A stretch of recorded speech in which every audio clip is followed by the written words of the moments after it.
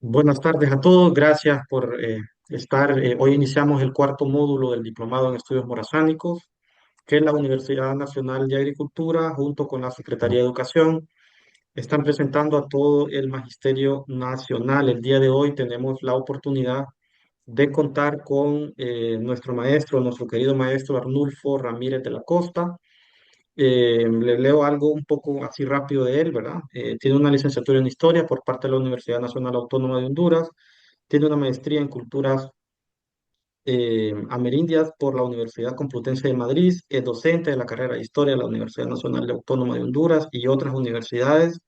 Es investigador, productor, presentador de varios programas, ¿verdad? Es el maestro bastante polifacético, ¿verdad? Y eh, nos agrada tenerlo entre nosotros. Ah, y la otra cosa es que es un profesor bien práctico, ¿verdad? Él es de los que le gusta andar en los lugares históricos, ¿verdad? Así que es un privilegio para nosotros, maestro. Gracias por aceptar la invitación, ¿verdad? Y pues me envío micrófonos para que nos ilustre un poco. Bueno, el privilegio es mío, ¿no? Y el honor siempre, ¿no? Poder compartir estos conocimientos, como ustedes bien lo comentaban, y pues tener la atención de esa gran cantidad de profesores que hoy día el rol cambia, cambia el rol de estudiante, ¿no? Al final somos estudiantes permanentes, ¿no? El resto de la vida, finalmente.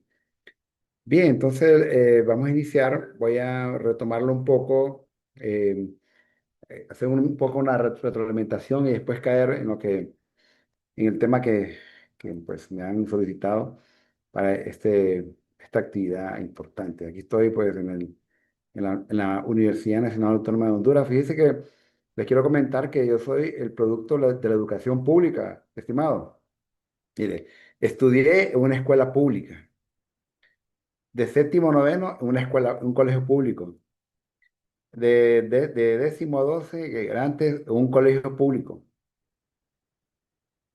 Toda la universidad en una universidad pública. Y mi maestría la estudié en una universidad pública de España. ¿Qué le parece? O sea que soy el resultado de la educación pública en Honduras. Así que sí es posible, ¿verdad? Excelente. Sí. Nos entendemos para eso, ¿no? Y cuando es para escuelas, colegios, universidades públicas, ahí estoy a la orden siempre, ¿verdad? Es una forma de devolverle al pueblo lo que ha pagado en impuestos para mi educación. Básicamente eso es. Bueno, pues nada, vamos a iniciar un poco lo que es, voy a compartir en este momento como lo tenemos acá, solo usted me va a decir, siempre me va a apoyar ahí con que esta vez salga en grande. Vamos a ver, vamos a ver, estimado Daniel, si ¿estamos bien ahí? ¿Aparece en grande la imagen? Oh, ahora sí, maestro. Ajá, ok. Miren, yo quiero retomarlo un poco, esto de Morazán, porque me toca hablar obviamente, de la Batalla de la Trinidad, pero quiero retomarlo un poco acerca de este manifiesto de David, bueno, en principio, pero que la vez pasada me quedé con ustedes, permítanme, a pasarme a la siguiente presentación que tengo por acá. Porque resulta que uno de los temas interesantes e importantes que tenemos aquí estoy ya. Es un poquito contextualizar. No sé qué aparece, Daniel, en la pantalla. La batalla de Morazán, 1827-1829. Perfecto. Y es grande, ¿verdad? Sí, en grande. Perfecto. Entonces quiero retomarlo un poquito más bien desde acá, porque me quiero explicar muy bien algo de la batalla de la Trinidad. Como ustedes saben, pues la Trinidad fue el 11 de noviembre de 1827. Hay todo un contexto anterior que creo que la vez pasada lo comentaba cuando hablaba de la ruta morazánica. Pero hay que ver que Morazán, antes de ser presidente de Centroamérica, pasó una serie de batallas como la de Hualcho, la de San Antonio, la Misco, la San Miguelito, las Charcas y la cumbre que fue la de Guatemala, que fue en el año de 1829 cuando saca a la prisión a don Dionisio Herrera y él quita el poder a Manuel José Arce y convoca elecciones, ¿no? Y ahí cuando Morazán comienza toda su peripecia de siendo presidente de Centroamérica de 1830 a 1838. Esto obviamente ustedes ya lo conocen, ¿no?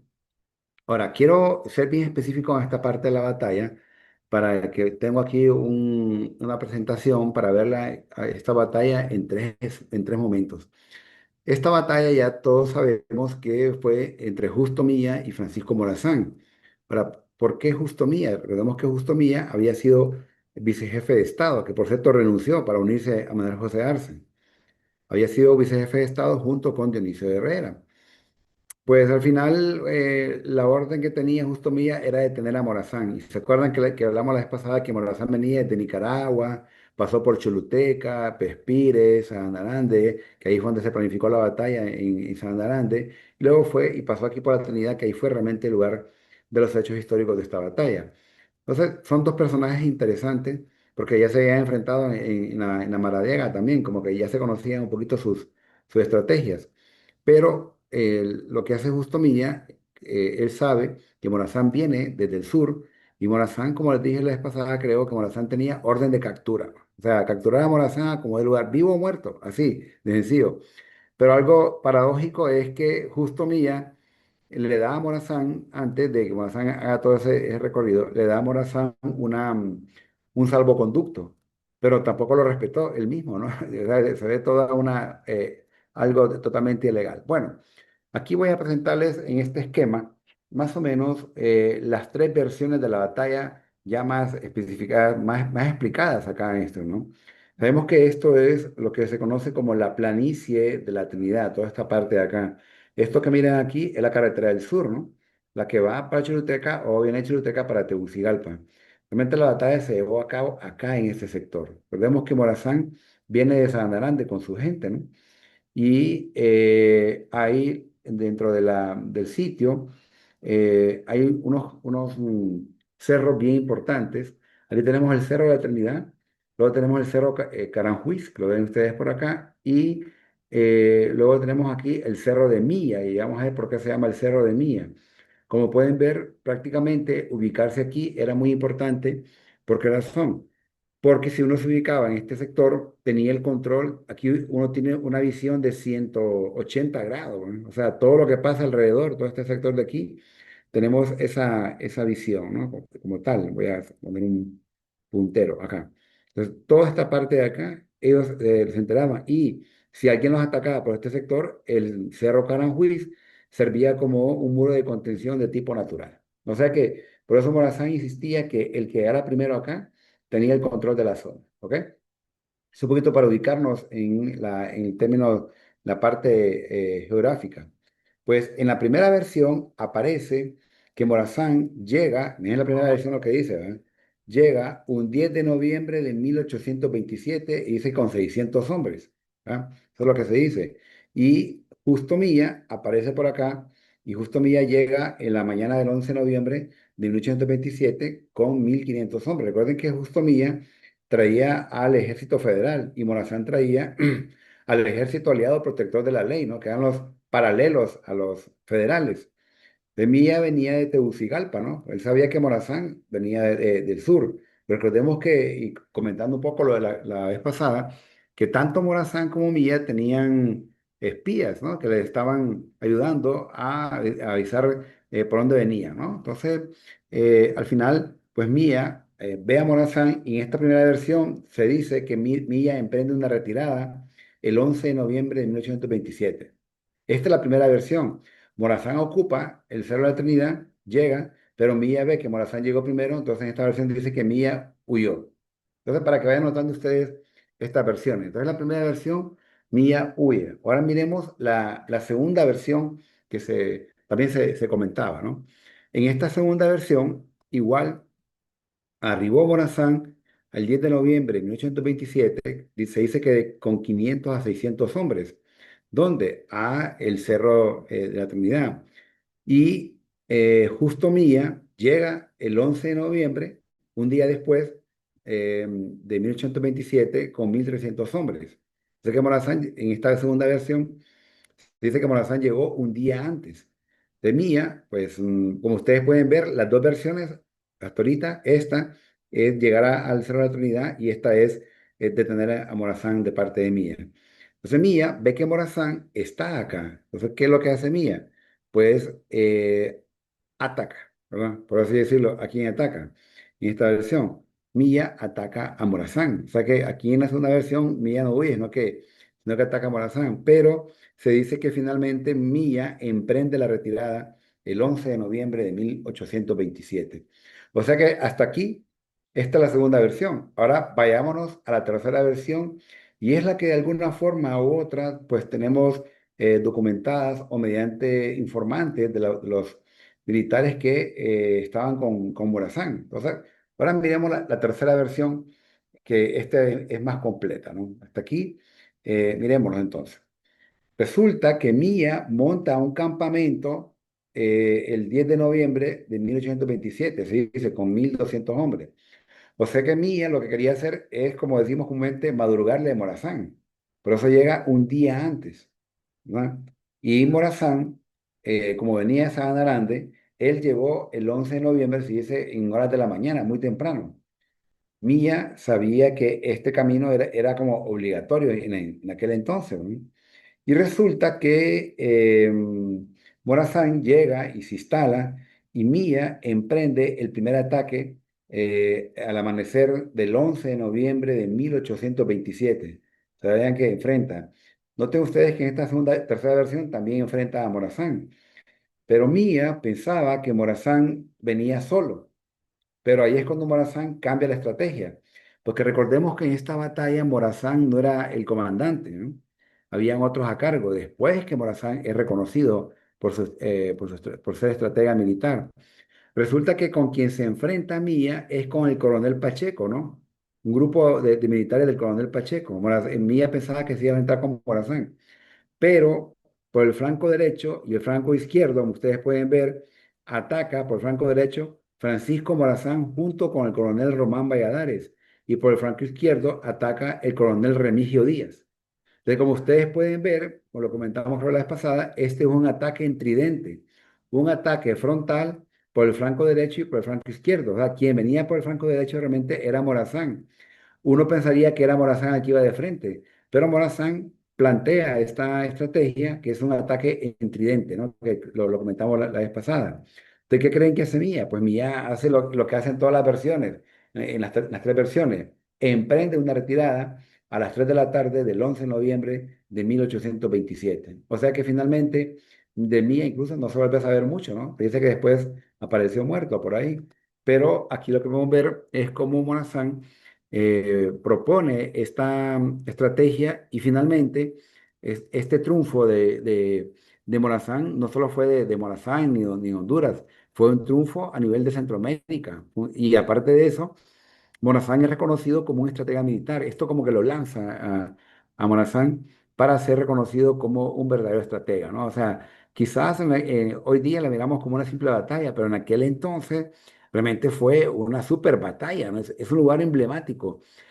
Aquí en la Trinidad es un lugar en el cual todo hondureño y toda hondureña debe venir a conocer, ¿no? Es un lugar que marcó un hito en la historia, no solo de Honduras, marcó un hito en la historia de Centroamérica. Este es el sitio donde el famoso pues, Cerro de la Trinidad, que han elegido una escultura en honor a Morazán, que Morazán está viendo hacia dónde fue esta batalla de la Trinidad. Es decir, que actualmente lo que hay ahí es un campo de fútbol y cuando la gente construye casas en esa zona, han encontrado pertrechos militares, ¿no? Que fueron quizás utilizados para aquel entonces, ¿no? Entonces, esa es la estrategia que Morazán utiliza en esta batalla, ¿no? Como tal. Entonces quería mostrarles un poco estos elementos que nos ayudan un poco a entender la gran batalla de Francisco Morazán. Voy a hacer aquí un corte y a ver si de momento, si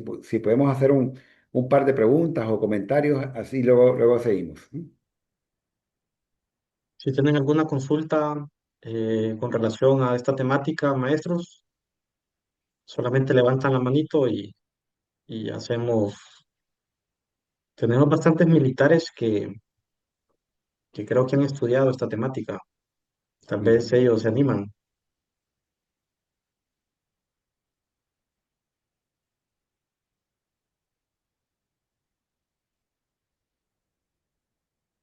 ¿no? Dunia, vamos a ver. Vamos aquí. Estimado, ¿me escuchan? O'Neill, Gran Leonil Perdomo. Sí, buenas tardes, de Apacila, Guachaluteca. Eh, una de las preguntas que a mí me interesa bastante es por qué se dice que la batalla de la Trinidad es la batalla más importante que obtuvo Morazán para el triunfo y erguirse como el general, el defensor de la patria grande. Fíjate que en esta batalla más que todo fue porque aquí Morazán aplica una estrategia, que es el famoso tridente, ¿no? Porque esa estrategia la utilizó Napoleón Bonaparte también en sus batallas.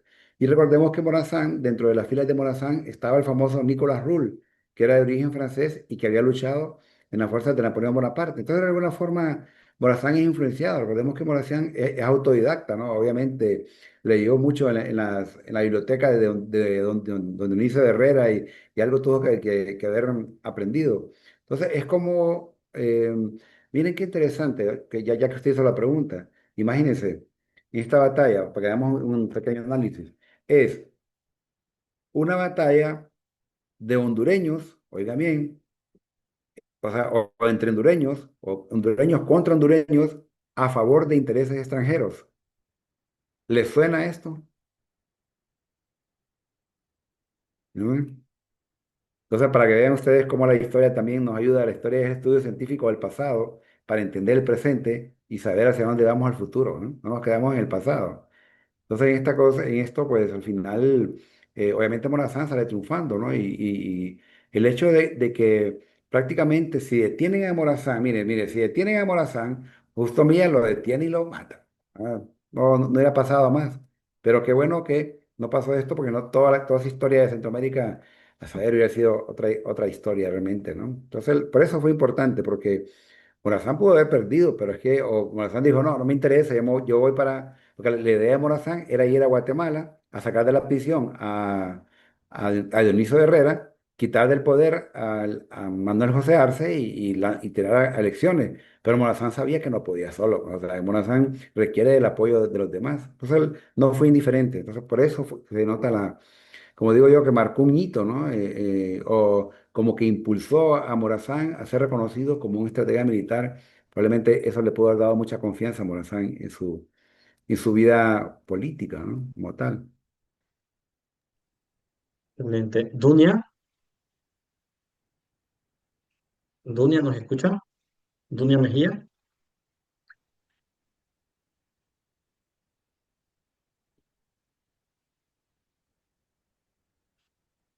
No, vamos entonces. Ok. Teófilo, Buenas noches.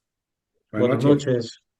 noches. Un placer saludarles a todos y un placer saludarle nuevamente, Máster. La verdad que siempre disfrutamos de sus disertaciones y yo he tenido el honor de estar en sus conferencias, en algunas conferencias de manera presencial. Solamente para reafirmar, porque tuve un pequeño corte de acceso, señal, Ajá. la cantidad de soldados con los que Morazán enfrentó esta batalla de la Trinidad. Y la cantidad de soldados que disponía ¿cómo se llama? Justo Mía. Justo Milla, correcto. Muchas gracias. Fíjese que varía, por eso vemos las versiones, ¿verdad? Obviamente Morazán venía con menos, era de 600, 300. Justo Milla, recordemos que era pues él traía las fuerzas federales. Incluso, obviamente tenía más gente, ¿no? Y resulta que cuando Justo Milla huye o pierde o emprende la retirada, él deja un carruaje lleno de mapas y de pertrechos militares. Pues eso eran los mapas y las municiones, era el tesoro de en una guerra en aquel entonces. Y por eso ese lugar actualmente, el cerro que está ahí, se llama el Cerro de Milla. Actualmente así se llama porque Milla huyó, ¿no? Y eso dijo mucho porque al final estos federales emprendieron la retirada, ¿no? O sea, miren, un ejército pagado no va a luchar igual que un ejército convencido, como el caso de los que andaban con Morazán. Que Morazán traía gente desde León, Choluteca, La Pavana, La Venta, Texigua, de toda esa ruta desde el sur, Morazán traía gente, pero que realmente venían por la causa, venían siguiendo a Morazán como un gran líder. A veces incluso Morazán se tardaba en pagarles cuando les pagaba hasta 6 meses y los reunía y les pedía disculpas cuando no les pagaba porque no había dinero, ¿no? Y era un ejército convencido. Pocos, pero realmente lo hacían con toda su entrega. Los otros que eran pagados, en un momento de desesperación, huyeron. Y como pasó en este caso, en esta batalla. Gracias, maestro. No hay preguntas, maestro. Podemos pasar al Ah, siguiente tema. perfecto. Continuemos entonces. Un poquito para... Ok, entonces, vamos a ver acá. Vamos a asumir que ya casi va a aparecer. No sé si aparece ya. Ahora sí. Ok. Voy a hablar un poquito con el tema que me corresponde así rápidamente, con el famoso Manifiesto de David, que Morazán lo hace el 16 de julio de 1841, que lo comentamos la vez pasada. En este Manifiesto de David, pues realmente hay muchas cosas que Morazán, prácticamente Morazán ahí se desahoga, por así decirlo, ¿no? Y que, pues, si queremos conocer a Morazán, casi como entrevistar a Morazán de cerca, este manifiesto de David es fundamental, ¿no? A ver si algún voluntario o voluntaria puede comenzar a leer este párrafo acá.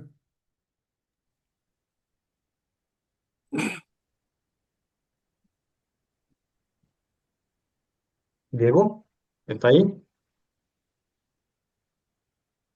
Manifiesto de David. ¿Puedo? Ok, sí, Sí, ah, perfecto. Manifiesto de David, 16 de julio de 1841. Y para que nada faltase de indominia y funesto a la revolución que habéis últimamente promovido, apareció en la escena el salvaje Carrera, llevando en su pecho las insignias del fanatismo, en sus labios la destrucción de los principios liberales y en sus manos el puñal que asesinara a todos aquellos que no habían sido abortados, como él, de las cavernas de Mataquescuintla. miren qué forma de expresarse de Morazán, muy educadamente, pero también es como dos dardos que van directos a la yugular, ¿va? ¿Cómo se expresa del famoso Rafael Carrera, el famoso Raca Raca, ¿no? El analfabeto que quitaba y ponía presidentes en Centroamérica y que le hizo la vida imposible a Morazán. Entonces, él prácticamente, Morazán, como lo comenta ahí, que es una persona que casi como un aborto, ha sido un aborto y habla que él se parecía a esos que vivían en las cavernas, ¿no? Imagínense. O sea que realmente es una forma de expresarse de Morazán que se desahoga, pero lo hace muy educadamente, pero desahoga un poco sus comentarios en contra de Rafael Carrera. Ajá, mira, ahora viene lo que dice en el Manifiesto de David. El Manifiesto de David es más largo, ¿no? Pero vamos a ver aquí algunas de esas ideas importantes que Morazán plantea. Sigamos acá, compañera. Este monstruo debió desaparecer con el cólera morbus asiático que lo produjo. Al lado de un fraile y de un clérigo se presentó por la primera vez revolucionando los pueblos contra el gobierno de Guatemala, como envenenador de los ríos que aquellos conjuraban para evitar, decían, el contagio de la peste. Y contra este mismo gobierno fue el apoyo de los que en sus exasperaciones le dieron parte en la ocupación de la ciudad de Guatemala. O sea que aquí Morazán, para contextualizar un poco, recordemos que en la época de Morazán se dio la famosa enfermedad del cólera y los enemigos de Morazán, obviamente liderados por Rafael Carrera, decían que entonces Morazán empezó a poner medicamentos, por así decirlo, a crear una línea de salubridad en el río. Los amigos de Morazán dijeron que Morazán estaba envenenando las aguas del río para que se murieran los indígenas y Morazán quedarse con esas tierras y dárselas a sus amigos, imagínense. O sea, lastimosamente pasaron en el gobierno de Morazán cosas que, erupción de volcanes, enfermedades, y que los enemigos de Morazán, pues prácticamente le echaban la culpa a Morazán, que lo que pasaba en Centroamérica era porque Morazán era presidente de Centroamérica. Pero él dice, este monstruo debió desaparecer con el cólera morbus, imagínense. Eso es, Realmente a mí me impresiona, en lo personal me impresiona que pues una persona, Rafael Carrera, le hizo la vida imposible a Morazán desde que empezó a pelear en contra de Francisco Morazán hasta sus últimos días, ¿no? Como tal. Aquí lo tenemos el famoso Raca Raca, ¿no? Que pues le hizo mucho daño, bueno, no solo a Morazán, le hizo mucho daño a toda Centroamérica, quitando y poniendo presidentes en toda Centroamérica. Aquí en Honduras vieron varios, como Guardiola y otros por ahí, que fueron parte de este plan maléfico de este personaje que Morazán prácticamente, vi que Morazán casi no se expresaba tan mal de sus enemigos, pues, de hecho, él era muy respetuoso, pero con Rafael Carrera realmente creo que perdió la paciencia, ¿no? Aquí tenemos, por ejemplo, el sitio de David, Panamá, creo que lo había mostrado así, una ciudad muy desarrollada realmente en actualidad, ¿verdad? Y que aquí quien estaba era la esposa de Morazán, ¿verdad? A ver si recuerdan el nombre, María Josefa Úrsula Francisca de la Santísima Trinidad Lastiri Lozano, viuda de Morazán, ¿verdad? Ya cuando Morazán muere.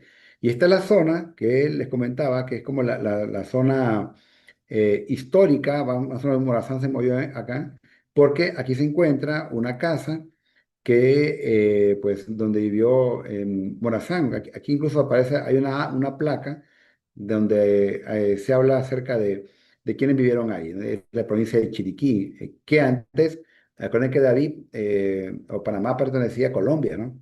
Esta es la casa que yo creo que ya está restaurada, ¿verdad? Aquí fue donde Morazán escribió el manifiesto de David, ¿verdad? Y otros documentos por ahí. Viene que la casa fue hecha en el año de 1834, ¿no? 4 años después del gobierno de Morazán. Y aquí fue donde él, pues, era como su lugar de inspiración para hacer el famoso manifiesto de David, donde él, pues, expresa, se desahoga de las cosas que le pasaron en Centroamérica de aquel entonces, ¿no? Esta es la parte, este como decía el centro histórico de David, Panamá, ¿verdad? Que hoy día, pues, les comentaba que es actualmente un museo como tal. Ahí vivió José de Obadía y Orejuela, presidente de la Gran Colombia. Vivió José Domingo de Obadía, hijo de él, que también fue presidente. También vivió Rafael Núñez, este ya fue presidente de Panamá. Y también ahí vivió Francisco Morazán. O sea que es una casa ilustre, donde vivieron personajes ilustres importantes en esa época, ¿verdad? Y ahí fue donde Morazán expresa sus sentimientos, ¿no? Aquí voy pasando por acá porque quiero llegar un poco, parte de lo que él lo que está en el Museo Numismático en Tegucigalpa, en el Banco Central, el reloj de Morazán, creo que la vez pasada lo mostraba, las monedas de la época de Morazán, desde 1832, era pura plata, ¿verdad? Esto fue una moneda que se hizo de, mm, de 200 lempiras, ¿verdad? De oro puro, ¿verdad? En relación a Morazán, como tal. Bueno, ya sabemos que Morazán llega a Costa Rica, creo que esto lo había comentado, pero finalmente en Costa Rica lo terminan fusilando, ¿verdad? Eso ya lo teníamos. Y lo interesante de todo esto es que Morazán, ya sabemos, muere un 15 de septiembre de 1842 en San José, Costa Rica, ¿no? Como tal, un lugar emblemático que sería aquí justamente, según nuestras coordenadas geográficas, ahí muere fusilado Francisco Morazán, donde se encuentra un parque en Costa Rica, que es el Parque Morazán, que prácticamente de Morazán solo tenemos vamos a decirlo así, esta escultura, ¿no? Hay de todo, pero de Morazán solo hay eso. Esta fue la última foto que tenía el hijo de Morazán, Francisco Morazán Moncada, el que le ayudó a hacer el testamento. Así era Morazán en sus últimos momentos. Recordemos que Morazán muere a la edad de 50 años, ¿no? Y, estaba bastante tocado por todo lo que le había pasado en toda su trayectoria.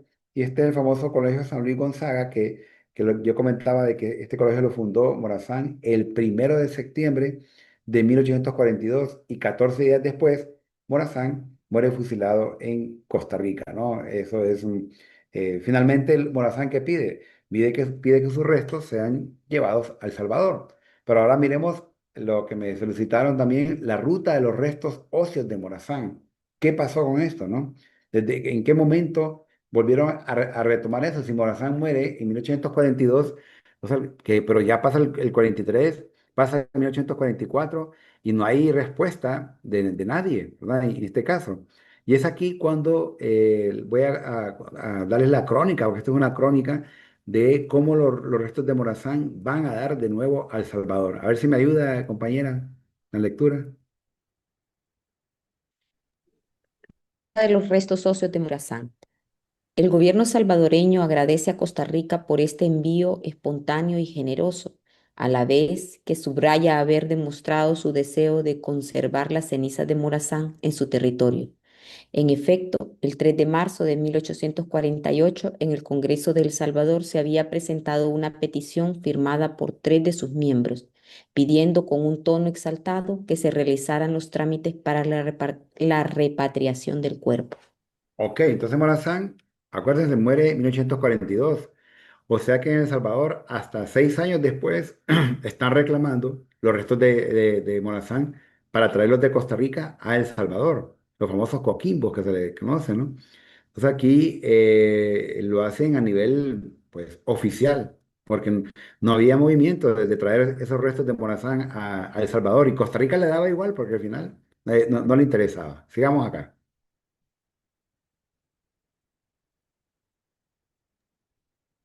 El Continuemos acá. gobierno, Aquí. perdón. La repatriación de los restos de Francisco Morazán desde Costa Rica hasta El Salvador, la decisión del gobierno costarricense no fue entonces espontánea, pero responde a la solicitud expresada desde El Salvador. Se relativizan estos hechos para destacar la generosidad de Costa Rica y las autoridades salvadoreñas aseguran además que reembolsarán al gobierno costarricense los gastos de transporte del cuerpo. Bueno, ni siquiera fue el cuerpo, porque lo que trajeron fueron las cenizas de Morazán, ¿verdad? Que fue exhumado, ¿no? Básicamente venía una urna con las cenizas de Morazán. Tiene que interesante, quien paga todo es el gobierno de El Salvador. El hecho de traer estos restos a El Salvador, ¿no? Entonces, hay una presión del gobierno de El Salvador y sobre todo los morazánicos de aquel entonces. Aquí vemos en este mapa la ruta de los restos óseos de Morazán y vamos a intentar verlo, a conocerlo mejor. Voy a hacer un pequeño acercamiento del mapa, a ver si me sale el acercamiento, pero no me sale. Pero bueno, la cuestión es que los restos de Morazán realmente salieron en el año de 1849. No piensen que Costa Rica pues, no era que no quería soltar los restos de Morazán. Costa Rica quiere pedir un canje. ¿Por qué razón? Porque en El Salvador estaba enterrado el dictador Braulio Carrillo. Estaba enterrado en El Salvador cuando se fue al exilio. Braulio Carrillo fue el dictador que Morazán quitó de Costa Rica. Entonces querían hacer un canje, que El Salvador les entregara a Braulio Carrillo y ellos entregaran a Morazán. O sea que tampoco fue que era de buena voluntad, ¿verdad? Pero el recorrido, viendo este mapa, te salen miren cuántos años tardan en llegar estos restos a San Salvador. Salen en 1849, pasa por Acajutla, Sonsonate, Santa Ana, hay un recorrido aquí por mexicanos y finalmente llegan a El Salvador en el año de 1858. O sea, la pregunta es, ¿se tardaron desde Costa Rica los restos de Morazán o la urna con las cenizas de Morazán? Se tardaron 9 años, ¿eh? De camino dentro del Salvador, ¿se imaginan? O sea que, ¿por qué razón? Porque cada uno de estos sitios se lo querían quedar. Y vamos a ir viendo acá estos lugares, por qué se lo querían quedar, ¿no? Pero aquí un poquito siguiendo la crónica, esta es una crónica de los restos de Morazán. Continuemos entonces aquí, compañera. El 8 de enero de, sí, seguimos. El 8 de enero de 1849, un decreto del gobierno costarricense estipula que se encarga al coronel José María Cañas, Coquimbo, salvadoreño residente en Costa Rica, y al cura Ramón María González acompañar los restos de Morazán a bordo del barco El Chambón, desde Punta Arenas hasta Acajutla.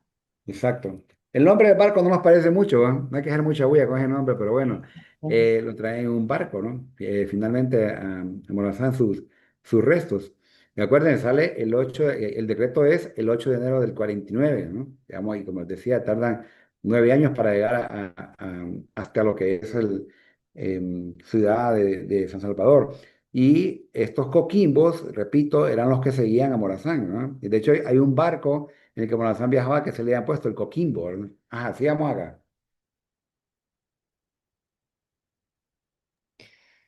El 27 de enero, JM sería José José María María Caño. Cañas. Ujú. José María Cañas envía una nota al Ministerio de Relaciones Exteriores de El Salvador para informarle de su llegada al puerto. Solo espera órdenes de parte de este gobierno para entregar el cuerpo. O Miren, lo- 8 de o las, enero. o las- Perdón, 27 de enero. El 8 de enero dieron la orden, salió hasta casi el fin de mes. 27. Para que vean ustedes que realmente no le da mucha importancia, pero bueno, sigamos acá, sigamos leyendo acá. El gobernador del departamento de Sonsonate, Rafael Padilla Durán, se encontraba entonces en Santa Ana y el gobierno salvadoreño encarga a la municipalidad de Sonsonate recibir los restos, descartando la posibilidad de transportarlos inmediatamente a San Salvador. O sea, el primer lugar es en Sonsonate, ¿no? Lastimosamente no estaba el encargado, ¿no? Para recibir esto. Es más, ni siquiera les había notificado a algunos de ellos. Continuemos acá. Esta disposición tomó tiempo antes de ser recibida por las autoridades locales y Rafael Padilla. Rafael Padilla, al enterarse de la noticia de la llegada del cuerpo, decide, sin haber recibido la orden, regresar al departamento de Sonsonate y recibir los restos con la mayor solemnidad posible. Es que no se la quería perder, pues. Así que los salvadoreños estaban esperando los restos de Morazán. Eso era como la noticia del momento, ¿no? Que los restos de Morazán venían de Costa Rica y eso se regó, esa noticia se regó por todo El Salvador. Entonces, de aquí sale, del puerto de Punta Arenas, de Costa Rica, de aquí salen los restos de Francisco Morazán, ¿verdad? La urna, siempre recargo es la urna con sus cenizas y llegan a Cajutla, en El Salvador. Este puerto es uno de los más importantes en El Salvador. Cuando fue la guerra entre Honduras y El Salvador, Honduras, la Fuerza Aérea vino a bombardear ahí, ¿no? Porque ellos ahí tienen depósitos de gasolina y de petróleo. Es un punto estratégico desde siempre, ¿no? Entonces pasan de Punta Arenas, llegan aquí a Cajutla, ¿no? Sigamos el recorrido. El 29 de enero, es decir, 2 días después de la llegada de los representantes costarricenses, se entregan oficialmente los restos en el puerto de Acajutla, con Ajá. un recibimiento de 21 cañonazos. ¿Qué les parece? Reciben a Morazán con 21 cañonazos. Vean ustedes la alegría, la entrega, el deseo de que llegaran esos restos a El Salvador. Sigamos aquí. Si la repatriación del cuerpo de Morazán se realizó en tal situación de incertidumbre y desorganización, no parece deberse a la falta de interés de parte Vasconcelos. de Ujú. Vasconcelos, Vasconcelos. Ujú. sino a la novedad del evento. Es que miren, la gente sí lo quería, pero no estaba tan preparada, ¿no? Realmente era algo, es como que trajeran hoy día, no sé, igual que traigan los restos de Morazán aquí a Tegucigalpa, ¿no? O sea, no se sabría qué hacer. Era algo fuera de lo normal en El Salvador. Sigamos acá con lo siguiente. De hecho, el gobierno salvadoreño ordena a la tesorería cubrir los gastos del departamento de Sonsonate para el recibimiento de las cenizas. La ceniza, era una cita ahí. O sea que empieza a pagarlo todo, todo lo empieza a pagar El Salvador. Sigamos acá. La falta de preparativos para la repatriación pudo haberse debido a que los salvadoreños no esperaban que Costa Rica la realizara de manera tan expedita. Ajá. Es decir, que se creía que Costa Rica no iba a entregar tan rápido los restos. Al final, Costa Rica se quería deshacer, no le importaba, ¿verdad? No querían a Morazán en su territorio, imagínense. Y claro, la gente no pensó que fuera eso tan rápido, ¿no? Sigamos acá, las dificultades. Las dificultades de comunicación, tanto entre estados como en el seno de estos también retardaron la toma de decisiones. Bien, entonces llega después aquí a Sonsonate, ¿no? Como ustedes lo pueden ver, en El Salvador. como les decía, la cuestión era que todos querían esos restos de Morazán. O sea, no que se quede aquí, no que se quede acá, no que se quede aquí en la iglesia, no que sea parte de la reliquia de la iglesia. Es algo súper interesante, ¿no? Miremos el caso en las ciudades cuando llega a Santana en 1850, acá. En 1850, la ciudad de Santa Ana, que conservaba todavía los restos de Morazán, aprovechó la correspondencia entre las fechas para asociar al héroe con la celebración de la independencia. ¿Qué les parece? El 15 de septiembre se celebraba la independencia, pero también se celebraba la muerte de Morazán por la tarde. Por la mañana la independencia y por la tarde la muerte de Francisco Morazán. Sigamos acá. Sin embargo, cada evento histórico conmemorado reviste una significación propia. Uno expresa la alegría, otro el dolor, y por lo tanto no se les puede identificar totalmente. Así es. Continuemos así. El 15 de septiembre se reserva para la celebración de la independencia, mientras el 16 se dedica al homenaje al héroe en presencia de las autoridades de la ciudad. Ya era algo oficial, ¿verdad? Lo que se hacía en Santa Ana. Ajá. Pero a las 7 de la noche del 15 de septiembre se anuncia que los funerales se iban a celebrar a las 9 de la mañana del día siguiente. O sea que llegan los restos de Morazán y ellos iban a hacer un funeral como que se acaba de morir. O sea, iban a hacer otro ritual funerario por la importancia que tenían los restos de Francisco Morazán. Miren el respeto que tenía esta gente. Aquí tenemos en Santa Ana, que es una ciudad preciosa en El Salvador, ¿verdad? Con una iglesia que es un estilo gótico, ¿verdad? Aquí creían que quedaron los restos de Morazán. Ellos se querían quedar, los curas de Santa Ana se querían quedar con los restos y ponerlos ahí y ahí no, para que tuvieran incluso más visitas o algo parecido. Luego después pasan a Cujotepeque, ¿verdad? En El Salvador, para que ustedes vean un poco la ruta de de los restos de Morazán y en cada sitio se van quedando por corto tiempo, ¿no? Sigamos acá. Los restos de Morazán se guardaron entonces en la iglesia principal de Sonsonate, a la espera de que el gobierno ordenara su traslado a la capital. Ajá. El 2 de febrero, la Gaceta anuncia la construcción de un mausoleo en el Panteón de San Salvador, que fue creada para la ocasión. O sea, ni siquiera llegó tan rápido los restos de Morazán que en San Salvador no tenían todavía el mausoleo, ¿no? Tenían la cripta y se apresuran, ¿eh? Es en febrero que comienzan con ese proceso. Ajá, sigamos acá. El gobierno prevé la organización de la repatriación de los restos de Francisco Morazán desde Costa Rica hasta El Salvador, gran celebración oficial en torno a Morazán, tanto para responder a las aspiraciones de la población como para cumplir con la voluntad del caudillo. Así es, porque es su voluntad, ya todos sabemos que lo dice en su testamento. Sigamos acá. El 26 de agosto, día de la inauguración, se organiza una bendición solemne del cementerio de la capital. Según el informe oficial, a pesar de la lluvia, la concurrencia fue bastante numerosa y la celebración se hizo con toda la majestad y pompa de vida. Se recurre, se recurre a superlativos para describir la tumba que debía acoger el cuerpo de Morazán. Se nota el buen gusto de la construcción y el lugar privilegiado que se le asignó en el cementerio.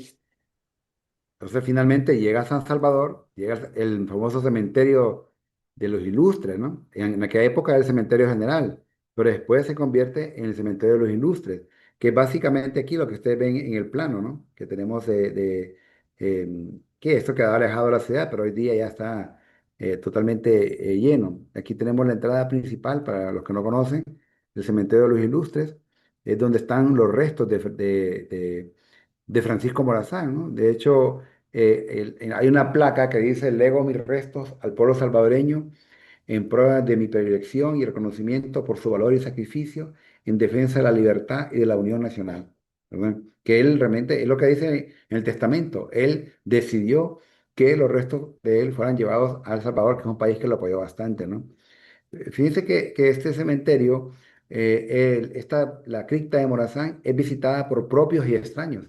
La gente dice: ¿dónde está la tumba de Morazán? ¿Y usted de dónde? De Argentina. O sea, queda los del Salvador quedan extrañados porque sí es reconocido. Entonces, esta tumba atrae, aquí también está, dice su esposa, ¿no? María Josefa. Y básicamente lo que hay es, como dije, la urna y cada elemento decorativo de la tumba tiene que ver básicamente con Morazán como un ilustre. Aquí tenemos la imagen de Morazán, cómo los salvadoreños lo ven, ¿verdad? Este es de mármol de Carrara, que está ahí en la tumba, que este es el talla en mármol, que está el retrato de Francisco Morazán. De repente nosotros estamos acostumbrados a verlo de otra forma, ¿no? Pero ese es el Morazán visto por los salvadoreños, que cree que murió a la edad de 50 años. Entonces, esta tumba atrae, como decía, propios extraños y es un lugar que está muy custodiado. Hace un poco de turismo en la noche para que la gente conozca y siempre es que esta tumba está como estratégica, ¿no? Está ubicada en forma estratégica. Miren qué interesante que cerca, a pasos de la tumba de Morazán, se encuentra la de Gerardo Barrios, gran amigo de Morazán, ¿no? Fíjense que tuve el privilegio de estar cerca de su amigo, ¿no? Ahí está su esposa que lo llora amargamente a Gerardo Barrios, que apoyó en gran medida a Morazán. Hay también tumbas de presidentes de El Salvador, pero se llama el Cementerio de los Ilustres. Y también en El Salvador, recordemos que la hija de Morazán prácticamente se fue a vivir a Santa Tecla. Cuando Morazán muere fusilado, la hija de Morazán tenía 4 años, o sea, casi que no tenía ni idea, ¿no? Pero ella se va para Santa Tecla, de hecho es de los fundadores de Santa Tecla, ahí en El Salvador, otra iglesia con estilo gótico. Ella con su esposo, que también era hondureño, y otros van a fundar prácticamente Santa Tecla. Es un sitio fundado por quienes, es fundado por hondureños y otros salvadoreños, eran cafetaleros. Esa casa que ven ahí es la casa donde vivía la hija de Morazán, ¿m? Que quieren hacerlo un museo. Aquí ya tenemos la casa de vivía la hija de Morazán y ven ustedes acá parte del lugar de Santa Tecla, un lugar precioso, fresco. Realmente escogieron un buen sitio para vivir. Ahí prácticamente vivió la hija de Morazán, que tuvo aproximadamente 8 hijos, imagínense, con Cruz Ulloa, un ambiente muy agradable en este sitio. Tuve la oportunidad de hacer la exploración de la tumba de la hija de Morazán. Este es el cementerio general de Santa Tecla, ¿verdad? Ahí vemos el reloj de arena, ¿verdad? Con el tiempo. Y buscando la tumba, que me costó un poco, logré encontrar la cripta de la familia Cruz Ulloa, que es esta, hecha de mármol. Y aquí estoy marcando, ¿verdad? Donde está nada menos y nada más que Adelita Morazán de Ulloa. ¿Qué les parece? Ella murió el 2 de mayo de 1921, 100 años después de la independencia. Esa es la tumba que, pues yo siempre digo que lo más cercano que estaba de Morazán, aparte de su tumba, es la tumba de su hija, que está también enterrada en El Salvador. ¿Verdad? Que vean que El Salvador es un país que acoge a Francisco Morazán, ¿no? Y vemos la tumba de Adelita Morazán, la que tuvo la hija que tuvo con María Josefa Úrsula Francisca de la Santísima Trinidad, Lastir y Lozano. Y en el centro de El Salvador, para los que conocen, recuerdan, hay un monumento en honor a Francisco Morazán, ¿verdad? O sea que se sigue rindiendo honores. Hay un departamento con el honor a Morazán, hasta un parqueo de ahí dice estacionamiento Morazán, ¿no? Ahí aparece Morazán con los 4 países centroamericanos y Honduras. Y fíjense que por aquí Morazán pone Nicaragua y por aquí pone Guatemala, perdón, a Costa Rica, porque son los países que lo apoyaron poco, ¿no? Entonces, los escultores ponen muy la parte trasera a estos países, ¿no? Y obviamente con nuestra cultura que se encuentra actualmente en el Parque Central de Tegucigalpa. Y esta, que es la primera escultura traída a Honduras de Morazán, esta fue donada por el gobierno de El Salvador, que se encuentra actualmente en Amapala, ¿no? En el Parque Morazán. No había una tan sola escultura en honor a Francisco Morazán.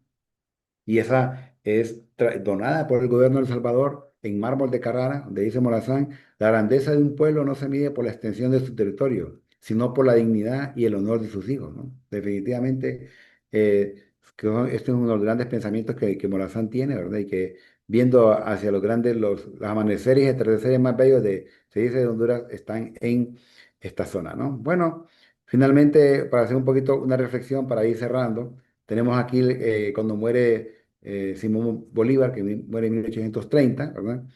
Que muere prácticamente de tuberculosis, ¿verdad? La muerte de Napoleón, unos dicen que murió de cáncer, otros que fue que lo envenenaron. La muerte de Morazán, ¿verdad? Que vamos a leer aquí algunas de las cosas que Morazán dijo. A ver si me ayuda, compañera. Apunten bien, hijos, aquí directamente, aquí, señalándose el pecho. Ya iba a dar la voz de fuego cuando observó que una puntería estaba errada. Corrigióla y luego con voz enérgica dijo: Ahora bien, fuego. Una gran detonación rompió el silencio de la plaza. Villaseñor murió en el acto, pero Morazán, levantándose en el humo de la descarga, exclamó: Estoy vivo, acaben de matarme. Una nueva descarga terminó con aquella gloriosa existencia. Básicamente los últimos momentos de Morazán. O sea que él realmente dirigió su propia muerte. Qué privilegio, ¿va? Viendo a otros héroes de aquella época, Morazán fue una muerte diferente. Que esa es también otra de las frases que utilizó Morazán: la posteridad nos hará justicia. Creo que lo que estamos haciendo estos cursos, estos diplomados, ¿verdad? Tratando un poco de retomar esa enseñanza de Morazán, y no quedarnos en aquella época, sino ver lo que realmente Morazán hizo. Lo que dijo José Martí de Morazán, si me lee, por favor. José Martí, un genio poderoso, un estratega, un orador, un verdadero estadista, el único quizás que haya producido la América Central. Eso dijo José Martí de Morazán, imagínense. Uno de los grandes filósofos cubanos, ¿no?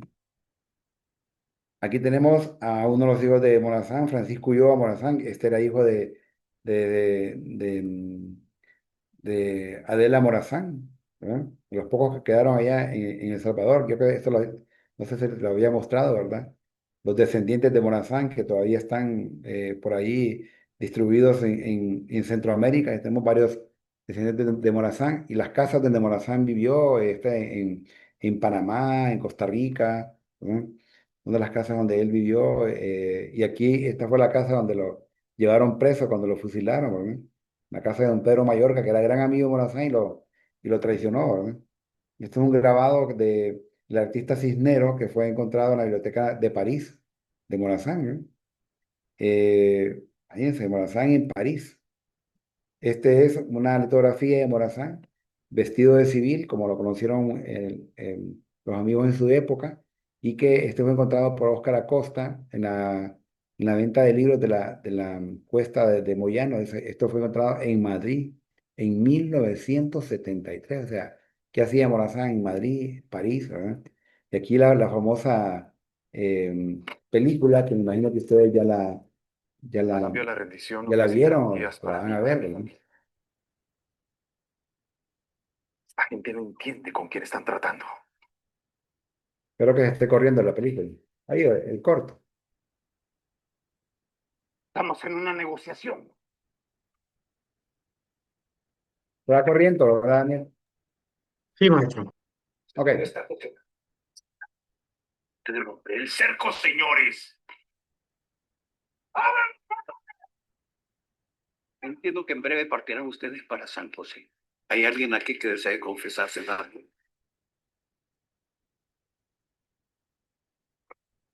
¡Adelante! ¡Alto ahí! General Morazán, estoy cumpliendo órdenes. ¿Dónde está mi marido? Tengo derecho a saber. Le doy mi palabra, general, que respetaremos su vida. Tenemos información que Morazán se encuentra en esta casa. ¿Dónde está Morazán? Mi muerte tiene que ser un ejemplo de dignidad ciudadana, pero que quede viva la llama de la libertad y la paz para Centroamérica. Molina es un traidor. Dios mío, la posteridad hará justicia. ¡Preparen armas!